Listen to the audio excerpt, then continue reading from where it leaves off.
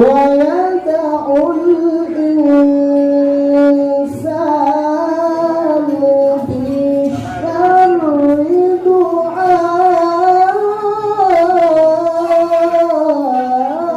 Ibu dari LC, kepada beliau kami persilakan.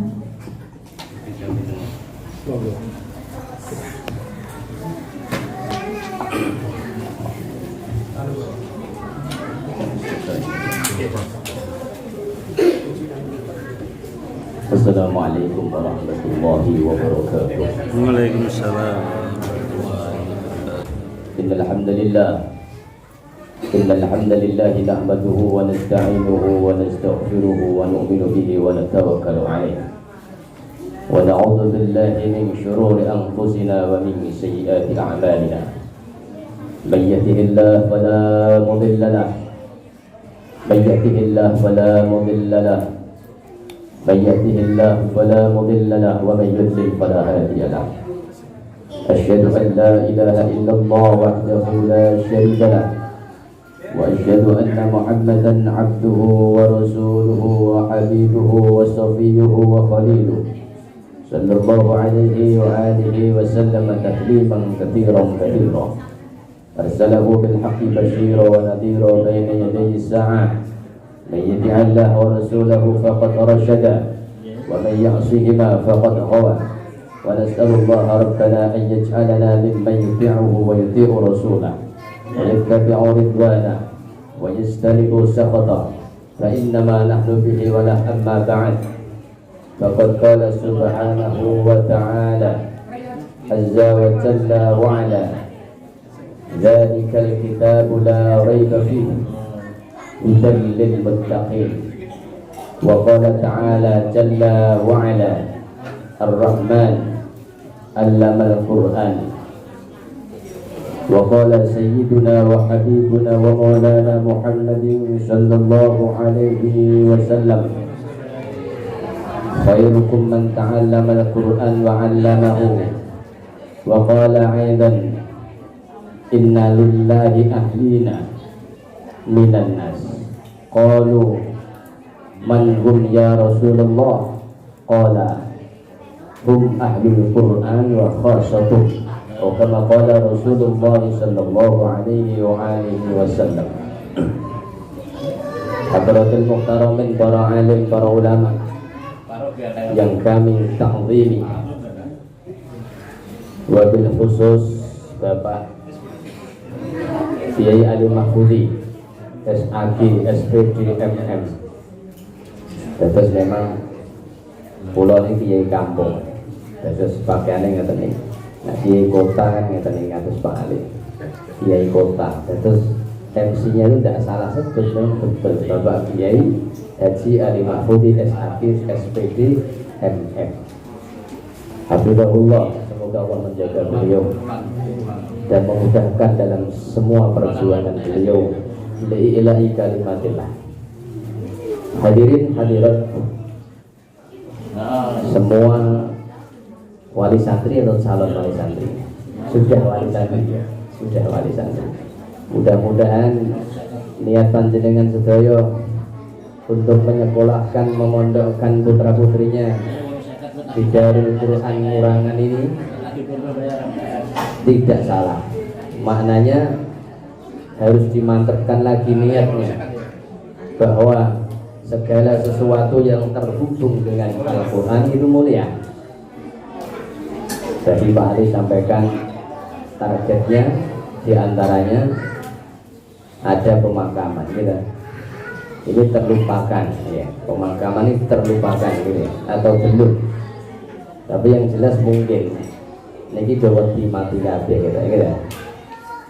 Tapi bagus itu. Ada pemakaman Islam di wilayah pesantren itu sangat bagus.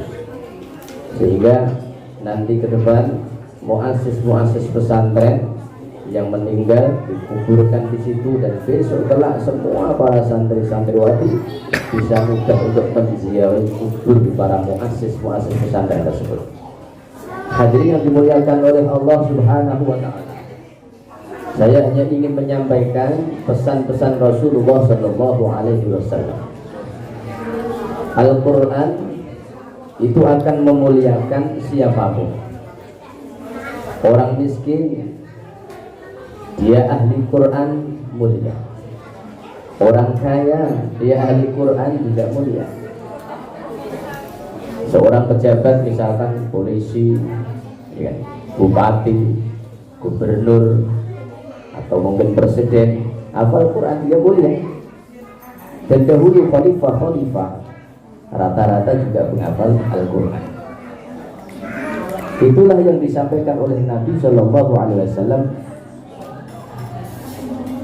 Allah Subhanahu Wa Taala, Inna Allah yarfa'u bihadzal kitab aqwaman wa yad'u bi akharin.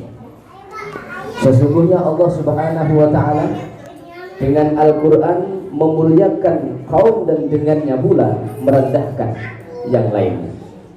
Jadi maknanya apa? Kemuliaan yang disematkan dengan Al-Quranul Karim itu sangat luar biasa, sangat hebat. Misalkan gini, orang tua itu kadang sekarang ini menyekolahkan anak yang basisnya pesantren, kayak merasa rugi. Padahal Rasulullah SAW memberitahu begini, man qara al-Quran, barang siapa membaca Al-Quran wa amila bima fihi, lalu dia mengamalkan apa yang dibacanya tadi, ulbisa walidahu tajan yaumal qiyamah, kelak pada hari kiamat ulbisa walidahu tajan, orang tuanya akan dipakaikan oleh Allah sebuah mahkota, udauhu ahsanu min dawi syamsi, yang cahayanya melebihi cahaya matahari, fi buyutid dunya, lebih terang daripada cahaya matahari.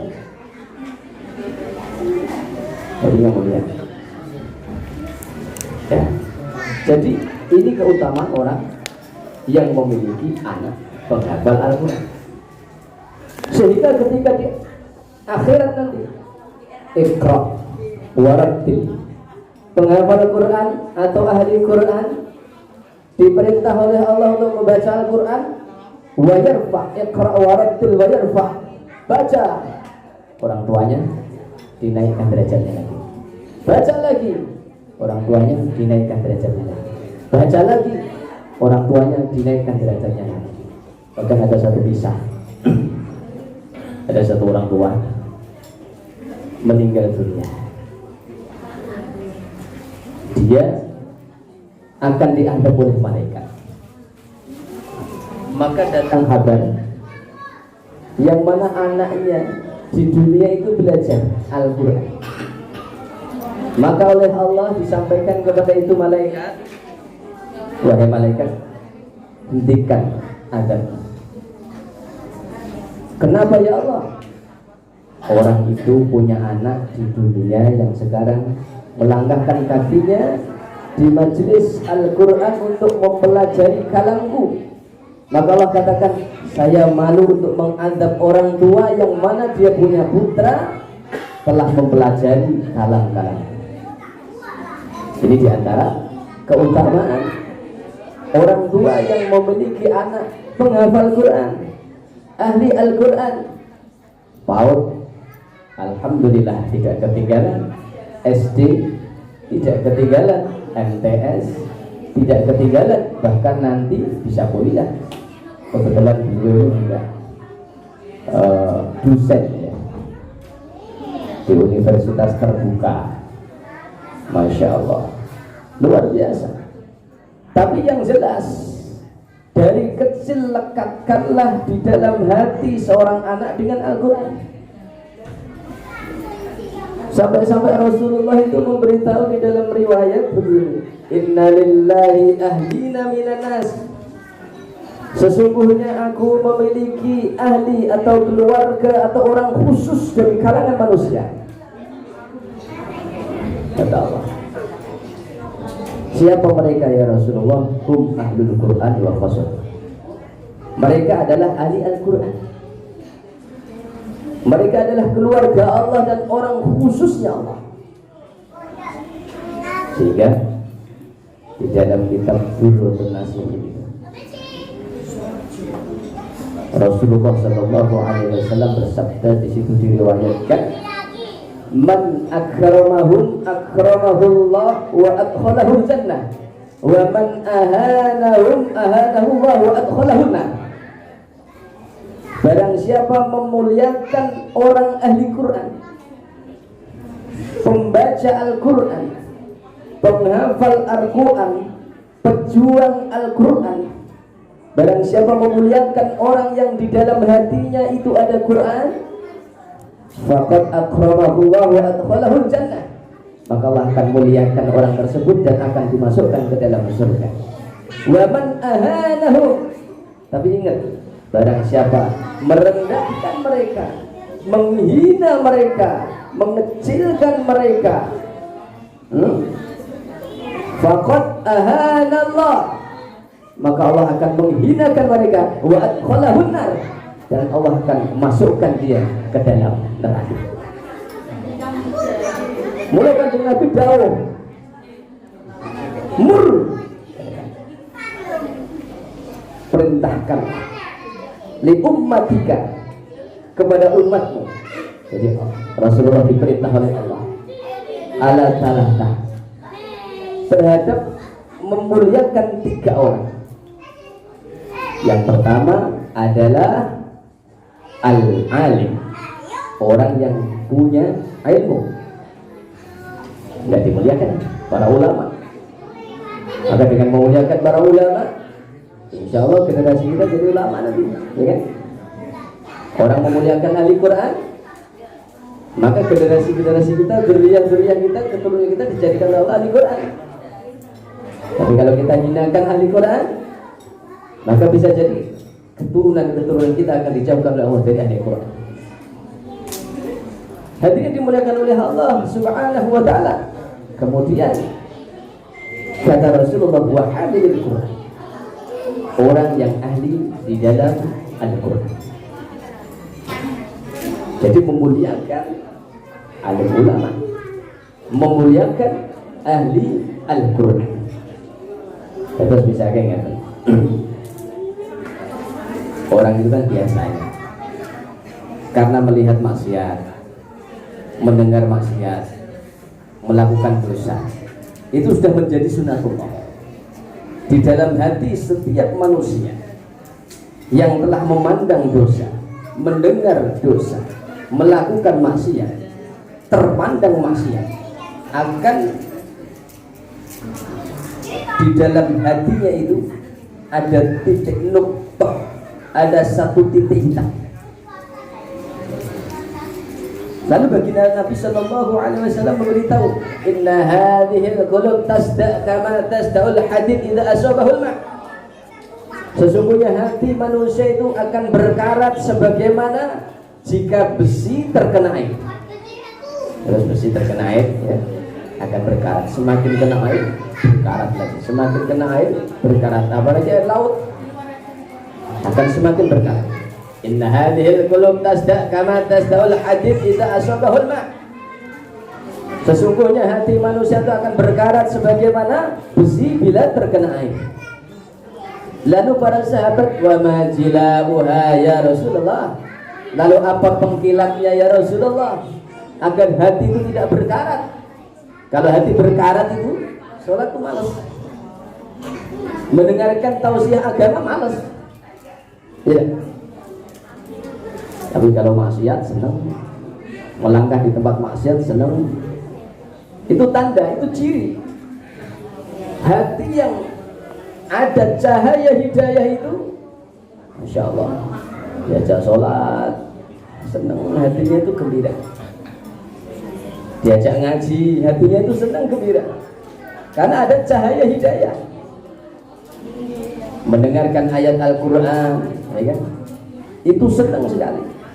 Apalagi kalau yang membaca menghafal Quran, kayak Ustadz Luqman tadi, ya, bacaan Al-Qurannya bagus, suaranya bagus, ya kan? Masya Allah. Wa ma jilauha ya Rasulullah. Para sahabat bertanya, Apa pengkilatnya ya Rasulullah? Kalau hati itu sudah mati, hati itu sudah berkarat, sehingga yang dicintai dunia daripada akhirat, lupa dengan kematian, mengejar terus dunia. Rasulullah mengatakan kathratu dzikril maut wa tilawatil Quran. Banyak mengingat kematian dan banyak membaca Al-Quran. Terus yang segep maca Quran itu ibarat membersihkan besi dari karat. Nanti akan kelihatan mengkilat kembali. Kalau mengkilat kembali itu Masya Allah. Memandang kemaksiatan tidak senang, mikir maksiat tidak senang, dengar maksiat tidak senang. Senangnya apa? Yang baik-baik. Dan senangnya apa? Duduk di dalam majelis dengan orang-orang yang baik. Hadirin dimuliakan oleh Allah Subhanahu wa taala. Maka ini satu kenikmatan yang besar. Saya kenal sama Pak Ali ini dulu belum ada bangunan. Saya silaturahim itu belum lama. Saya silaturahim di rumah beliau. Tempat ini baru ditunjuk. Kok sekarang kayak Sulapang sudah jadi bangunan. Masya Allah. Makanya cita-cita itu doa. Cita-cita itu doa. Maka jangan males orang yang beriman itu cita-cita dalam kebaikan. Walaupun misalkan nih Bapak Ibu hari ini belum menghafal Quran, saya punya cita-cita anak 3 semua saya suruh menghafal Quran. Silahkan kamu lulus SD, silahkan kamu sekolah SMP, silahkan kamu sekolah SMA, SMK dan lain sebagainya. Silahkan kamu kuliah, silahkan kamu jadi polisi, silahkan kamu jadi PNS, tapi jangan lupa jadilah kamu penghafal Quran. Masya Allah. Sedia semua insya Allah? Insya Allah. Sedia insya Allah? Jadi polisi, penghafal Quran, jadi tentara, penghafal Quran, jadi PNS, penghafal Quran, jadi bupati, silakan penghafal Quran. Hebat. Yang bisa diandalkan di hadapan Allah yaitu Quran. Itu riwayat masyhur ya. Di sini ada yang hafal tabarok. Tabarakalladzi biyadihil mulku wa huwa ala kulli syai'in qadir. Ila akhir ayat. Surat Al-Mulk awal juz 29. Itu di situ cuman 30 ayat. 30 ayat. Tapi kata Rasulullah sallallahu alaihi wasallam, barang siapa membaca itu surat, setiap hari dia baca itu surat, maka kelak pada hari kiamat itu ayat-ayat Al-Quran itu akan menghadap Allah untuk memberikan pertolongan dan syafaat kepada orang yang membaca itu ayat. Sehingga yang harusnya karena dosa-dosanya dia dilemparkan ke jurang neraka, maka akan ditolong dan disyafaati barokah ayat-ayat Al-Quran. Ada satu kisah juga yang terkait dengan surat Alif Lam Mim As-Sajdah.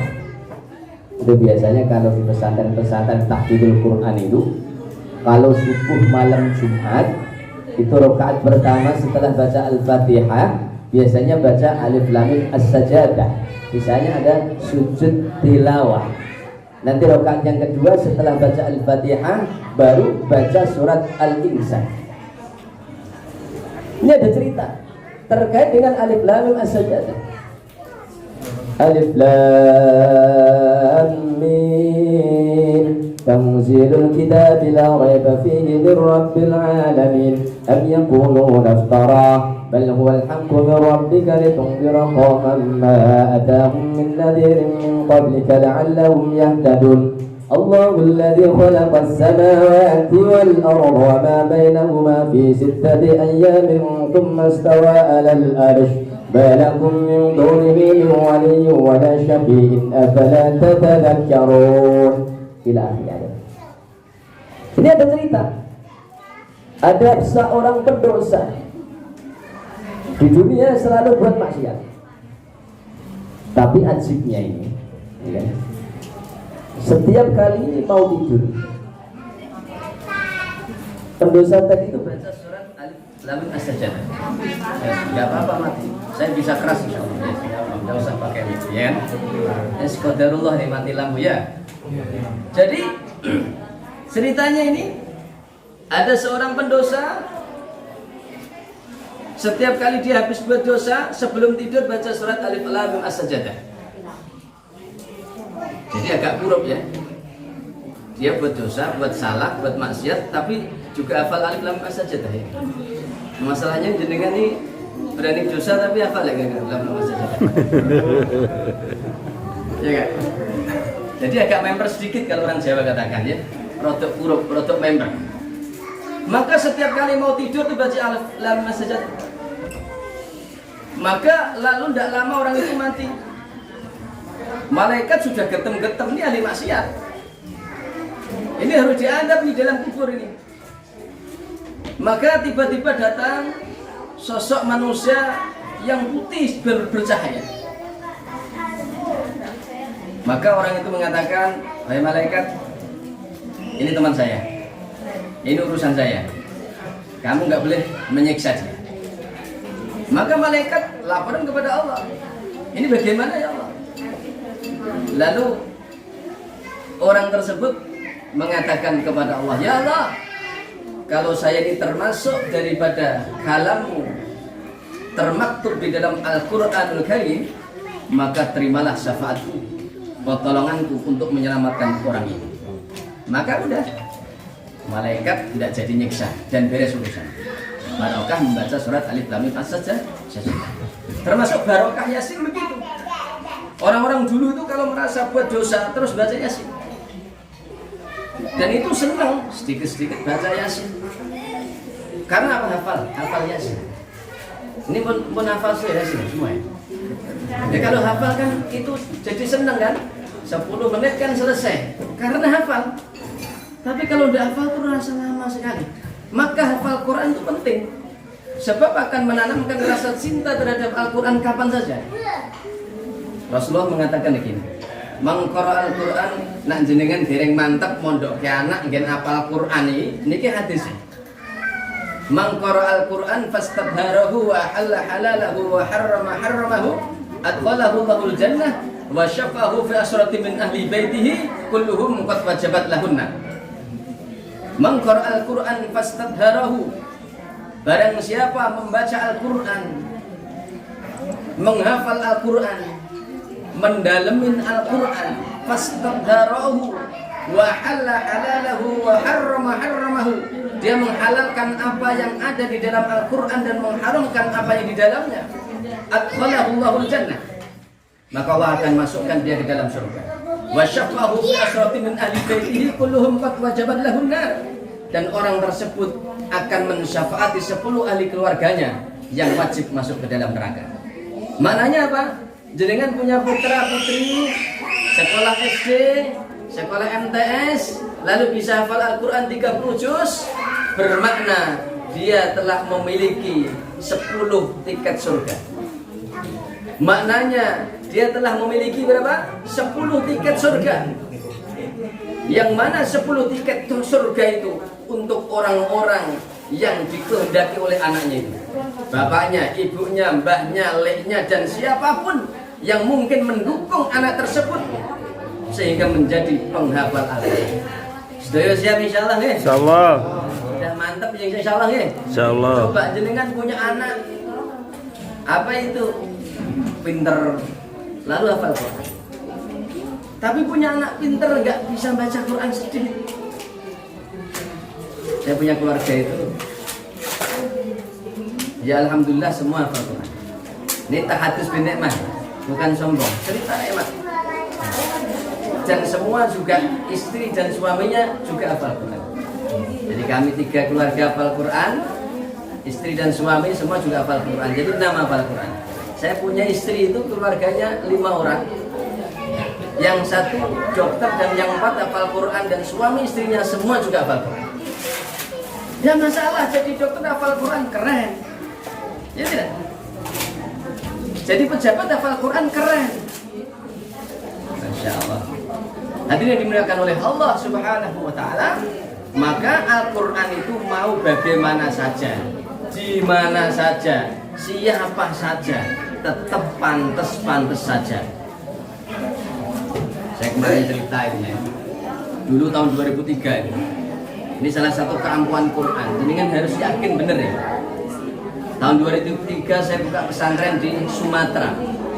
Tahun 2003. Waktu itu kami pagi-pagi diundang orang. Diundang orang untuk membacakan Quran pada orang yang sakaratul maut. Itu sudah 1 hari sakaratul maut. Sakaratul mautnya ngeri itu. Ini tak ceritain ini. Sebab apa? Kayak apapun kita di detailnya dan hebatnya kita, kayanya kayak apapun, tetap kita semua akan mati. Ya tidak? Akan kembali kepada Allah. Maka satu orang ini sakaratul maut sudah 1 hari tidak mati-mati. Maka kami diundang, akhirnya apa? Kami baca Yasin. Nah, ya ibu ya, mari ini motivasi untuk kita supaya nanti, karena apa, nanti kesuksesan seorang penghafal Quran itu yang paling bisa menjadikan sukses anak penghafal Quran itu ibunya. Jadi nanti kalau ibunya tidak dapat motivasi, nanti repot. Jadi kan bayangkan menuntut anak, oh nak, pokoknya kamu harus hafal Quran. Wah, tidak main-main itu. Karena 30 juz itu bukan kecil, bukan sedikit. Tantangannya berat. Tapi kalau ibunya, nanti saya kasih resep gimana anaknya bisa jadi ulama semua, bisa anaknya jadi orang hebat, ahli Al-Quran. Itu nanti sumbernya dari ibunya, nomor 1 ibu. Nah, kalau nyuwun saya itu, insya Allah 10 menit lagi saya tutup. Kalau bisa didengarkan, insya Allah. Jadi ini cerita, orang ini sudah sakaratul maut 1 hari.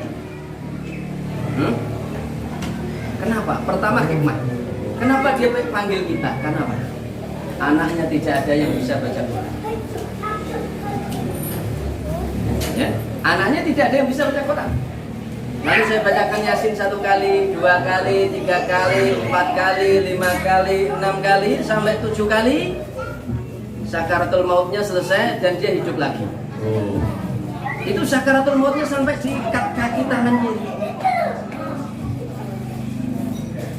Ngeri gak kira-kira? Maka barokah itu Yasin. Maka barokah Yasin. Sakaratul maut di dunia sudah nampak di mata kita itu. Syafaat barokah Quran itu nampak. Hidup itu. Hidup sekitar 1 atau 2 bulan baru mati beneran.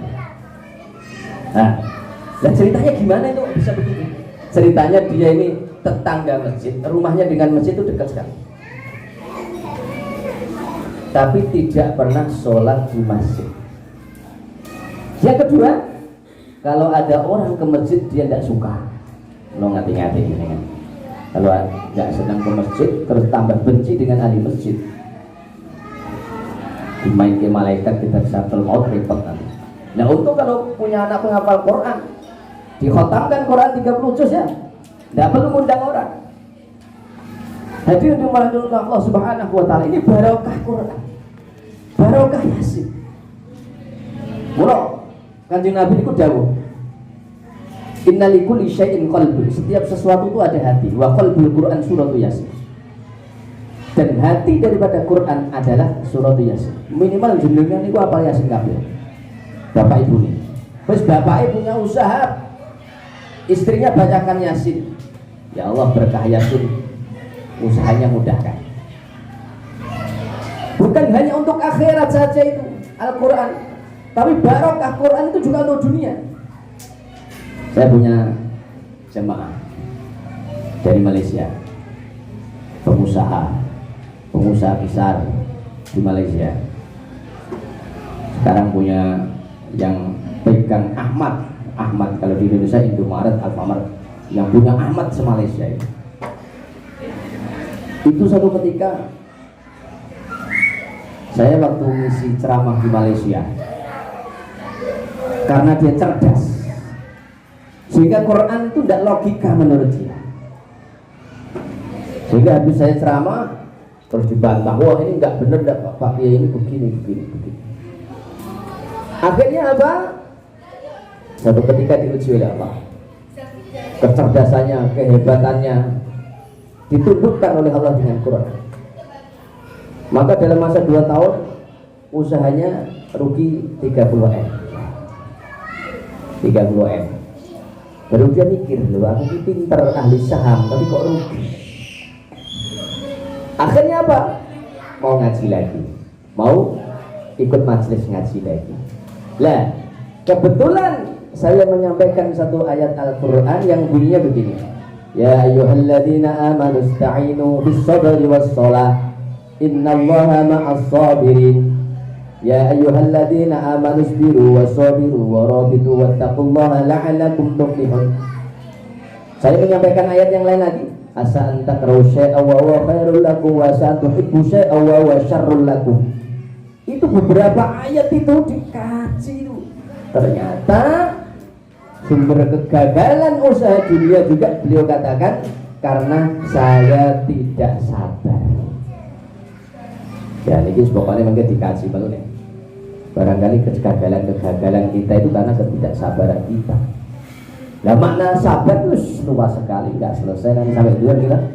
Yang jelas sabar adalah orang yang sabar juga harus tetap mempertahankan kesabaran. Lalu ya ayyuhalladzina amanu ista'inu bis-sabri was-shalah. Mintalah pertolongan kepada Allah dengan sabar dan sholat. Innallaha ma'as sabirin. Sesungguhnya Allah bersama orang yang sabar. Dan ini kalau dikaji satu ayat Al-Quran itu ila yaumil qiyamah tidak akan selesai itu ilmunya Allah. Orang yang merasa intelektual hebat ya kan, mengkaji satu ayat Al-Quran ila yaumil qiyamah tidak akan habis itu. Hebatnya Al-Quran. Mulai ibu, bapak-bapak, ibu-ibu yang dikehendaki oleh Allah Subhanahu wa taala dan mudah-mudahan diridhoi oleh Allah Subhanahu wa taala. Pokoknya mantep niat yang benar, jangan ragu-ragu. Anaknya dimasukkan di sekolah sini yang mana di sini juga akan diajar masalah Al-Quran, mendalami Al-Quran dan juga menghafal Al-Quran. Hadirin yang dirahmati oleh Allah Subhanahu wa taala. Wis nak masalah dunia niku Pak Bu, niku ndak ada batasnya. Batasnya kan. Rasulullah niku dawuh la hasada illa snatain. Tidak boleh iri atau dengki kecuali kepada dua orang. Nah, kalau enten yang sugih gak patek pengen. Wah, nah sugih kaya enak enggak. Tapi kalau ada orang penghafal Quran, ahli tafsir, ahli hadis hebat, juga gua iri gua. Dawai Kanjeng Nabi ngeten, la hasada illa snatain. Tidak boleh iri kecuali kepada dua orang. Yang pertama, kata Rasulullah, rajulun, seorang laki-laki, yang seorang laki-laki ana al-laili wa ana an-nahar. Kamu boleh cemburu kepada seorang laki-laki yang Allah telah berikan di Al-Quran, pemahaman Al-Quran, hafalan Al-Quran, yaqumu bihi ana al-laili wa ana an-nahar. Dia siang dan malam membaca dan mempelajari Al-Quran. Ini yang pertama. Jangan boleh iri. Yang kedua, kata Rasulullah, wa rajulun a'tahu malan fa huwa yunfiqu minhu ana al-laili wa ana an-nahar. Seorang laki-laki yang dikaruniakan oleh Allah kesugihan, kekayaan harta benda, fa huwa yaqumu minhu fa huwa yunfiqu minhu, lalu dia menginfakkan itu hartanya ana al-laili wa ana an-nahar, siang dan malam. Terus nak enten yang sugih kok modok pelit tasah diireni ben gitu. Jenengan ku pengen koyo wong sugih. Asbabul wurud al-baqiyatus shalihat subhanallah alhamdulillah Allahu akbar. Terus wonten tiyang fakir niku ngeten, ya Allah, yang sugih penak. Kula salat yang sugih salat. Ya, saya baca Quran, orang kaya pun baca Quran. Wah, gimana ini? Lalu Nabi Shallallahu Alaihi Wasallam ajarkan baca subhanallah, alhamdulillah, Allahu akbar setiap habis sholat. Kamu akan meraih pahala yang besar. Jadi baca sholat itu zikirnya subhanallah 33 kali, alhamdulillah 33 kali, Allahu akbar 33 kali, ditambah dengan la haula wala quwata illa billahil aliyyil azim. Itu akan meraih pahala yang sangat besar sekali. Lalu ternyata ketika orang miskin tadi diijazahi kanjeng Nabi seperti itu, orang kayanya pun tahu, akhirnya ngamalin itu juga. Lapar lagi orang miskin, ya Allah, ya Rasulullah, ini orang kaya dia juga zikir seperti saya. Apa yang disampaikan oleh Nabi?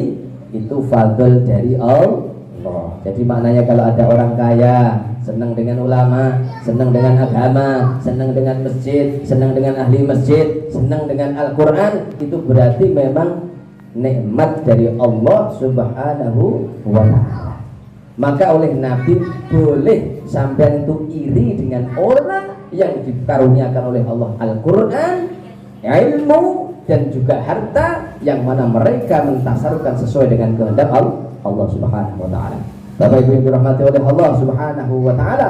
Lalu yang terakhir, Bapak Ibu ingin anak jadi soleh. Itu peninggalan yang paling hebat. Kalau ninggal anak soleh itu, miskin pun tidak dikasih wasiat atau tidak dikasih warisan apapun, tetap mengkayakan orang tua. Tetap mengkayakan orang tua. Kok tidak gimana? Orang tua mati dikhatamkan Quran 30 juz. Siapa? Dia. Berapa kali? Bukan satu kali, setiap saat dikhatamkan Quran 30 juz. Kenapa? Anaknya penghafal Quran. Anaknya penghafal Quran jadi imam, maka pahalanya orang yang sholat dapat semua imam. Maka bapaknya, ibunya imam, dapat semua pahala orang-orang jamaah yang telah diimami oleh putra-putri. Luar biasa. Semua ingin ya menghafal Quran, insya Allah ya. Jadikan anak-anak penghafal Quran. Minimal dalam keluarga itu minimal ada satu orang yang hafal Quran. Ya bagaimana? Sekolah umum pun di sini nggak ketinggalan. SD apa itu MI ada, MTS ada. Kalau SMK-nya dari SMA-nya belum turun ya. Berarti mau ada ya. Kalau universitasnya sudah ada. Masya Allah luar biasa ya. Masya Allah luar biasa, dunia dapat, akhirat tidak ketinggalan. Hadirin dirahmati oleh Allah Subhanahu wa ta'ala. Kemudian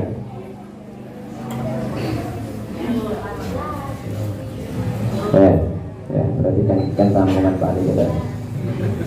Yang keringatan kita buatan kuloto, itu keringatan betul. AC-nya gak jotasi, cuman 2 ya AC-nya ya. Banyak orang. Jadi gini, ibu-ibu itu ingin meninggalkan saham yang hebat itu anak yang soleh dan solehah. Itu penting. Terus ngeten, seorang wanita itu kan ibaratnya pabrik. Pabrik itu akan mengeluarkan, ya kan, hasil dari pabrik itu tergantung pabriknya. Tidak, kualitas baik dan tidaknya itu tergantung pabriknya. Benihnya bagus nih pabriknya tidak bagus ya jadi masalah. Makanya ibu-ibu ini adalah seorang wanita itu disanjung oleh Allah. Karena apa? Sehebat-hebatnya para nabi itu tetap lahir dari rahim seorang wanita. Sehebat-hebatnya seorang jenderal itu juga lahir dari seorang wanita. Sehebat-hebatnya seorang pemimpin yang hebat itu juga lahir dari rahim seorang wanita. Lah rahasianya di mana kok mereka jadi orang hebat? Rahasianya ada di pada ibu-ibu mereka. Makanya ada orang ketika dia itu hamil, dia baca Quran terus, dengerin Al-Quran terus. Logika manusia kan apa manfaat? Kira-kira manfaat? Ya, itu sebenarnya bayi yang ada di rahim seorang wanita itu merekam semua yang didengar oleh ibunya, yang diucap oleh ibunya, dan semua masuk di dalam rekaman seorang bayi itu. Lah kapan keluarnya? Nanti kalau sudah bisa bicara. Makanya ada kadang orang biasa, dia bukan dari keturunan ulama, tapi karena ibunya ketika itu mengandung, dia baca Quran terus, zikir terus, jadi lahir umur berapa tahun gitu terus hafal Quran. Ada enggak? Ada kan? Itulah hebatnya Al-Quran. Itulah barokahnya Al-Quran. Karena Allah Subhanahu wa ta'ala sudah beritahu, inna nahnu nazzalna dzikra wa inna lahu lahafidz. Kami yang menurunkan Al-Quran dan kami yang akan menjaganya. Di antara salah satu tanda Allah menjaga Quran, maka dimunculkan berjuta-juta manusia yang hafal Quran. Di dalam otaknya hafal Quran 30 juz. Gampang atau mudah ya? Wes. Mudah atau susah kira-kira Pak? Di sini sudah ada yang hafal Quran 30 juz, baik bapaknya atau ibunya. Masya Allah, ya kan? Sudah ada atau belum? Sudah atau belum? Belum. Yang ada, coba katakan. Yang sudah hafal Quran 30 juz.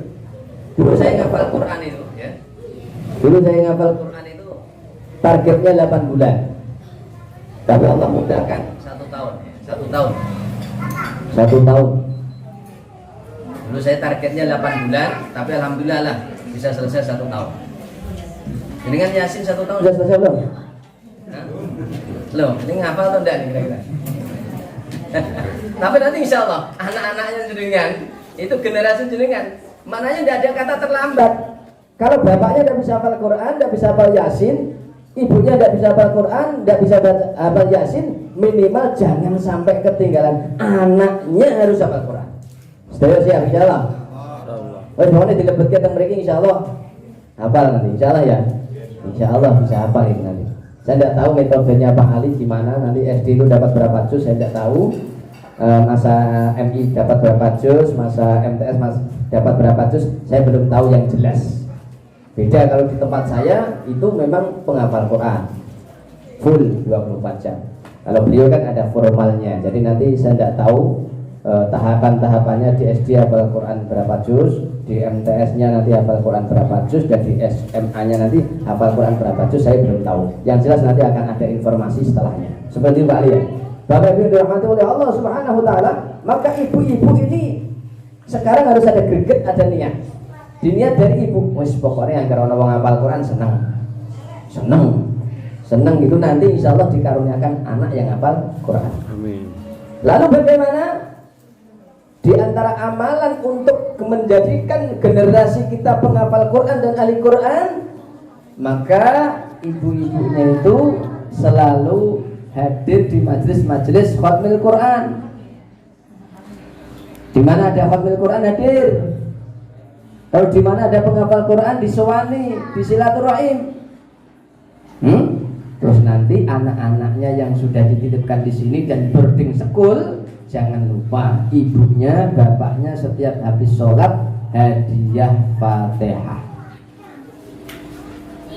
Coba Bapak, kita orang awam, sedangkan anak kita dimasukkan di pesantren untuk menghafal Quran 30 juz, itu kalau nggak dibantu doa bapak ibunya berat. Kadang baru dapat juz amma sudah minta pulang. Iya dah, Bu saya daftar. Kenapa? Pusing hafal Quran, hilang terus. Ya kan? Nah gimana ingat rumah, makan chicken, makan enak, ya kan, susu, ya kan, ya. Akhirnya di pondok itu, waduh, susah, ya kan. Ngapal Quran itu susah, jenengan kan, tidak tahu kan, rasanya ngapal Quran susah, karena apa?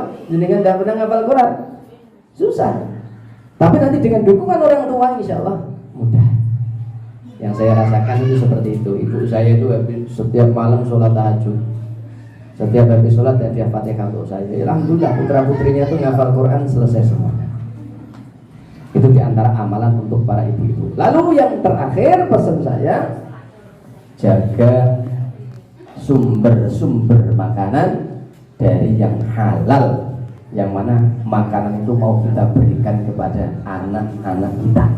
Itu penting. Orang-orang dulu cerdas-cerdas, anaknya itu hebat-hebat itu karena apa? Ibu bapaknya betul-betul kasih makanan yang halal. Terus pokoknya orang halal rasa, mending rasa jajan tidak apa-apa, yang penting dikasih yang benar-benar halal. Ya kan, gaji nyangkul, jadi dodolan ayam, gaji apa tuh, untung dodolan bakso, kasihkan itu pada anak-anak.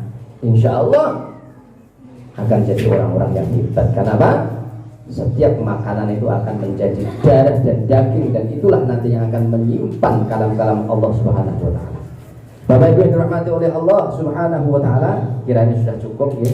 Ini panas campur gak karu-karuan, ini mati-mati terus gitu. Nanti lain hari mudah-mudahan ada waktu yang lebih enak lagi, lebih ramai lagi nanti. Wali santri bisa hadir semuanya, ya kan? Dibuat malam juga tidak apa-apa Pak ya. Pengajian-pengajian begini di malam nggak apa-apa, tempatnya udah bagus. Kalau malam kan dikasih teratak sini loh, pengajian akbar dalam rangka pembukaan penghafal Quran di nama apa itu Darul Quran Ngurangan.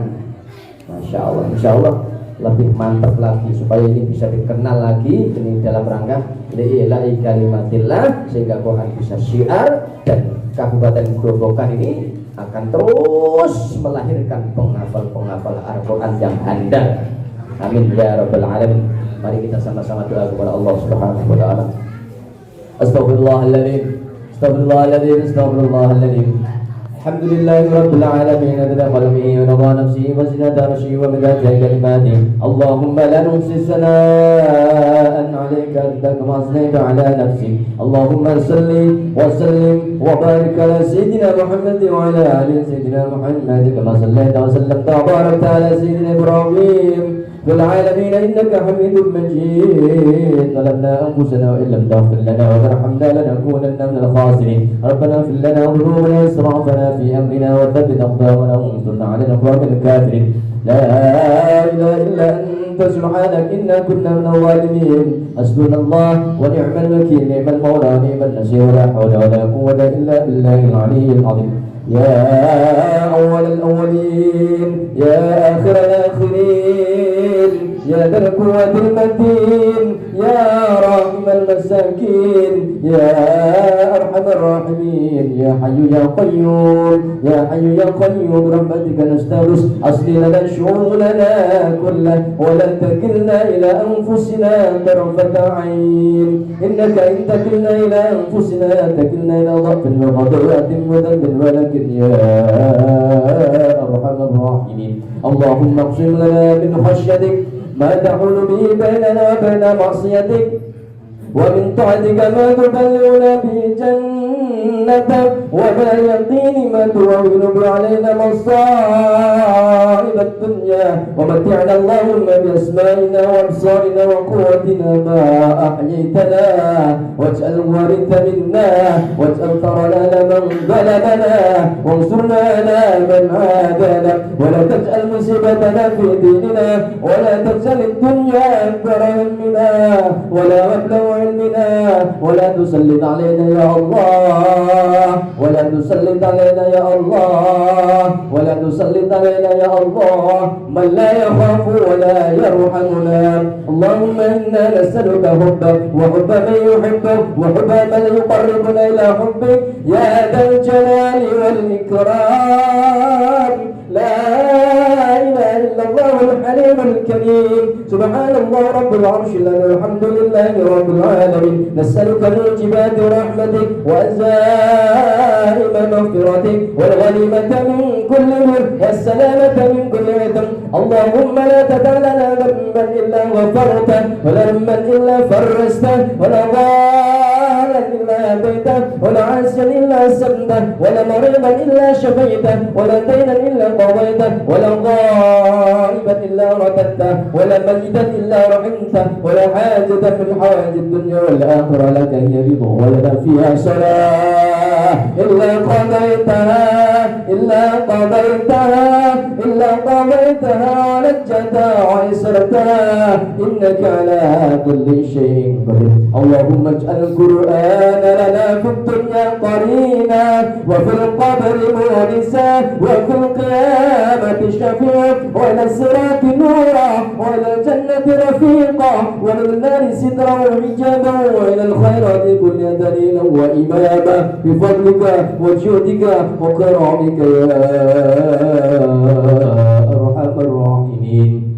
اللهم اجعلنا وأولادنا وزوجتنا وتلامذنا وتلامذتنا وأهلنا وذرياتنا من أهل العلم والخير والسعادة والتقى والأخلاق والأداب والقرآن والاستقامة، ولا تجعلنا يا الله يومنا لمن بشرناك على كل شيء قدير. اللهم اجعل رجالنا كرجال الصحابة ونساءنا كنساء الصحابة وصبياننا كصبيان الصحابة. اللهم اجعلهم يا الله حفظة القرآن العلماء العاملين الداعين غر المحجلين إلى دينك في إله العالم ربنا آتنا في الدنيا حسنة وفي الآخرة حسنة وقنا عذاب النار نسألك من خير ما سعنا ذنب نبيك محمد صلى الله عليه وسلم ونعوذ بك من شر ما استعاذك منه نبيك محمد صلى الله عليه وسلم وأنت المستعان وعليك البلاء ولا حول ولا قوة إلا بالله العلي العظيم اللهم بارك لنا فيما هدنا يا الله اللهم بارك لنا فيما هدنا يا الله اللهم بارك لنا في علمنا وعمرنا وعلاتنا في الصالح من جميع ما أعطيتنا وصلى اللهم على نبينا محمد وعلى آله وصحبه أجمعين والحمد لله رب العالمين الفاتحة يا الحمد لله سورة الذين الطالب المحبوب السلام عليكم ورحمة الله وبركاته